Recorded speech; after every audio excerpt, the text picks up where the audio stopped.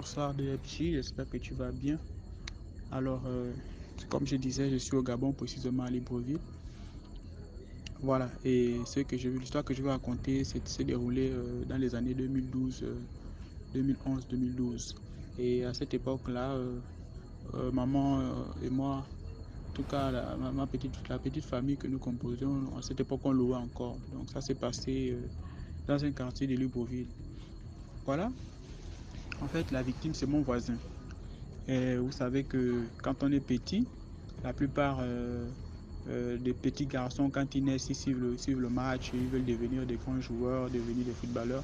Alors, étant donné que, bon, c'est une passion innée en fait, mais on ne sait pas qu'il y a des sacrifices à faire, des sacrifices énormes en fait, que le talent parfois ne suffit pas, mais qu'il y a d'autres sacrifices à faire. Voilà, l'histoire que je vais raconter, c'est mon voisin qui a été victime de ça. Bon, alors l'histoire commence comment? On avait un voisin vraiment talentueux, vraiment, quand il jouait au ballon, mon frère, vraiment, c'était, on va pas se cacher, quoi. C'était vraiment quelqu'un que tu regardais, tu sentais que lui, là, il a l'étoile, en fait. Tu sens vraiment que le ballon, c'est fait pour lui, en fait. C'est-à-dire que c'est quelqu'un qui était passionné du ballon, vraiment, quand il jouait au quartier, même quand on jouait, vous savez, on arrive à, en fait, tu sens que non, le niveau, ton niveau et le niveau du frangin, c'est pas pareil. Tu sens vraiment que lui, là, c'est un autre niveau. Donc, il jouait dans des petits clubs de formation ici au Gabon. Il jouait dans des petits clubs de formation. En tout cas, je vais taire le nom du club. Bon, si je dis ça, certainement, certains des internautes de la communauté gabonaise vont se reconnaître. Et voilà, il jouait. Et voilà, il y avait une année où, je ne sais pas si c'était une sélection de quoi. En tout cas, on devait sélectionner les meilleurs jeunes pour aller participer à une compétition internationale.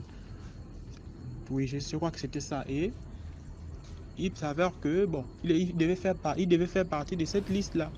Mais voilà comment un coach, je ne vais même pas citer le nom du coach là parce que si je cite le nom de cet entraîneur, beaucoup de gens vont reconnaître. Et c'est comme ça que notre voisin en question décide de... Bon, pour nous, on trouvait que c'était évident parce il était talentueux. Que non, il devait faire partie de cette liste-là. Et c'est comme ça que hein, le coach décide d'aller voir les parents. Vous savez que quand un enfant signe pour signer le contrat, c'est pas généralement l'enfant qui signe. Il faut l'avis des parents et tout. Et c'est comme ça que le coach est venu. Le coach est venu voir les parents. Maintenant, en venant voir les parents, vous connaissez un peu le baratin là. Oh non, voilà votre fils, il est talentueux, vraiment. Il va être sélectionné parmi les jeunes que nous avons besoin pour représenter aussi c'est le Gabon et tout. Voilà, vraiment, il a du talent et tout ça. Voilà, tout. Et c'est comme ça que les gens au quartier, on a découvert que vraiment, le coach est arrivé. Vraiment, que le coach de tel club est arrivé. C'est pour ça que les frangins du quartier disent non, ah, notre élément va. Bon, pour que ça soit plus clair. En fait, la victime s'appelle, je vais l'appeler Karl. La victime va s'appeler Karl. Et c'est comme ça que mes frangins ont décidé maintenant d'aller chercher sermonner le coach. Parce que, bon, vous imaginez un peu un entraîneur arriver et vous savez que vous aussi, vous jouez au ballon, vous voulez un peu essayer de taquiner un peu le coach pour dire que, oh non, coach, voilà, faut pas suivre, quoi. Nous, on veut aussi intégrer et tout. Donc, c'était ça l'idée.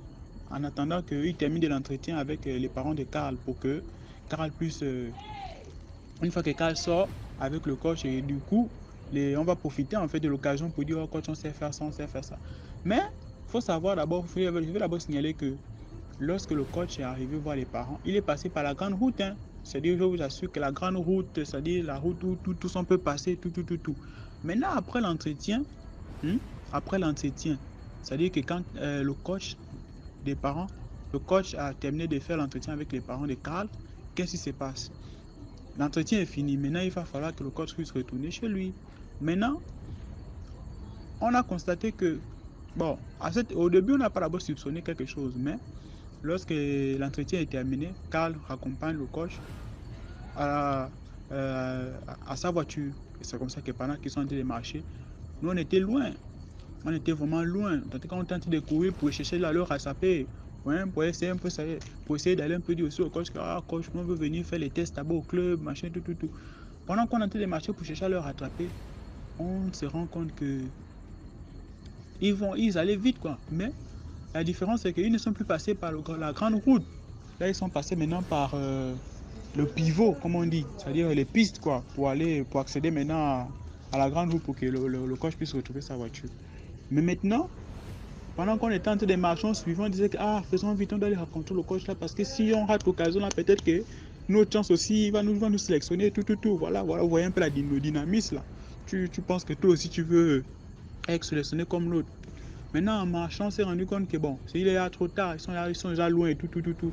Vous imaginez un peu le sixième sens, quand vous êtes fatigué là, vous décidez, oh les gars, arrêtons-nous un peu, on va un peu se reposer là. Donc, non loin de la piste, il y avait une maison inachevée. Maintenant, la maison inachevée là, il y avait les gens. Bon, en fait, on s'est adossé là pour respirer en fait. On s'est adossé là pour respirer, pour essayer un peu de prendre l'air. Ah, on disait que mais finalement là, on a loupé les gars là, vraiment. Ça, c'est vraiment, on a perdu notre chance, quoi. Vraiment, si on avait croisé le coach là, comme les autres, c'est qui est sûr, on devait être sélectionné, quoi. Non, les gars, en tout cas, prochainement, prochainement. Ah, c'est ce qu'on se disait, hein, le frangin, on se disait toujours. Ça, ce sont les frangins du quartier qui soutenaient notre élément calme. Et à un moment donné, pendant qu'on était en train de s'adosser au mur pour respirer un peu, parce on a perdu de vue, on est en train d'entendre vraiment des bruits bizarres dans la maison inachevée. On se disait que ah, peut-être que ce sont les rats, ou je sais pas, les histoires, peut-être, je sais pas, en tout cas, c'était un bruit inhabituel, quoi. Mais c'était des bruits humains. On sentait, on écoutait les gémissements, en fait. Comme un homme sort avec une femme, vraiment, on écoutait les gémissements. Et c'est comme ça. Le gars, le frangin qui était avec nous dit non, les gars, attendez d'abord, attendez, attendez, attendez, attendez. On dirait qu'il y a des gens à l'intérieur là, les gars. Il y a des gens à l'intérieur. Vous n'écoutez pas les gémissements, non, ça c'est pas normal, c'est pas normal. Maintenant, quand on rentre dans la maison inachevée, on trouve carrément le coach là, en train de sodomiser notre frère Karl. Vraiment en train de le sodomiser, il gémissait vraiment comme une femme. Tu sentais que c'était pas la première fois qu'il faisait ça au frangin. Donc quand on arrive comme ça là, oh, on pète. Karl, qu'est-ce que tu es en train de faire comme ça là? Donc quand tu nous as vu un peu avec la honte là, il a commencé à pleurer. Oh, oh, oh, oh, oh. Et c'est comme ça qu'on voulait, l'un des frangins avec la reine voulait commencer à bastonner le coach en question, mais il s'est rendu compte qu'on l'a rattrapé en disant que ah mon frère, ah ce sont les hommes des hauts placés, on ne veut pas les problèmes. Occupons seulement notre frangin et tout et tout et tout. C'est comme ça qu'on a commencé à sermonner le petit cadre. Qu'est-ce que tu fais comme ça? Il est en train de prendre ton étoile. Tu trouves ça normal qu'un homme va te faire machin, tout, tout, tout, tout, tout, machin, à cause de quoi? Il a commencé à pleurer là. C'est la première fois qu'il me fait ça. Oh, machin, machin. Mais nous, on savait qu'à cet instant-là, c'était pas la première fois parce que on appelle ça comme à la manière dont le frangin gémissait. Normalement, quand c'est la première fois, tu vas pleurer. Mais là, on avait comme l'impression que c'était sa femme, c'était déjà quelque chose d'habituel, quoi. Et quand on vient prendre notre frangin comme ça, le coach dit carrément que, oh, mes petits, mon petit, ce sont les choses de la vie. En tout cas, ça va aller, ce sont les choses de la vie. C'est comme ça, aujourd'hui, ça n'a pas marché, tout, tout, tout. Vraiment, on était énervé, quoi. Énervé, comme on dit, énervé. Oh. C'est-à-dire que pour regarder le frangin dans les yeux, c'était plus possible. Et on avait constaté que, ça, on se souvenait que à chaque fois qu'on se lavait, vous savez que quand on termine souvent de jouer, les petits garçons, on n'a pas honte de se déshabiller devant les autres. On est là, on peut se déshabiller, on se lave. Vous savez que quand tu as beaucoup transpiré, comme ça, on se nique un peu. Mais on avait constaté que lui, la fois où il s'était déshabillé devant nous, on avait constaté que au niveau de ses fesses, bon, ça avait déjà, on avait comme l'impression que ça avait changé de couleur, quoi. C'était plus comme, je sais pas en fait. En fait, quand tu es un homme, vraiment tes fesses sont dures. C'est vraiment dur, vraiment. Tu n'as pas honte de te cacher, mais en blaguant, on pouvait dire, hey, mon frère, tu as les fesses d'un PD, hein, en blaguant, oh, mais on ne savait pas qu'en réalité, c'est ce que le frangin vivait. Donc quand on le voyait talentueux, là, tout, donc il avait des ambitions et autres, mais il a cédé. Mais c'est comme ça que on a pris notre frangin après la sodomie devant le coach et tout, on l'a amené. Comme ça qu'on a commencé à conseiller le petit. Il ne faut pas suivre. Là où tu vois, là, c'est vraiment les toiles qui t'a pris. En tout cas, le gars, il sait ce qu'il prend là-dedans. Ne fait plus ça, ne fait plus ça, ne fait plus ça. On a gardé ça entre nous. Même l'histoire là, c'est une histoire que je viens raconter que on n'a jamais même pas dit ça à ses parents. C'est resté entre nous. On a géré l'affaire là entre nous. En fait, comme je disais, Dieu est grand, mon frère. DMJ2 est grand. Je t'assure que le coach en question là, Dieu n'a pas dormi. Aujourd'hui, il est en prison. Il est vraiment en prison. C'est pas qu'on a dit, oh, Dieu ne dort pas. 99 jours pour le voleur, ou 99 jours pour celui qui sodomise. Le 100e jour, il va payer ça. Il est en train de payer ça jour pour jour en prison, à l'heure où je vous parle. Donc, en fait, si je parle de ça, c'est pour sensibiliser les parents qui ont des enfants qui veulent, ou aussi des jeunes qui ont décidé de foncer dans le monde du ballon.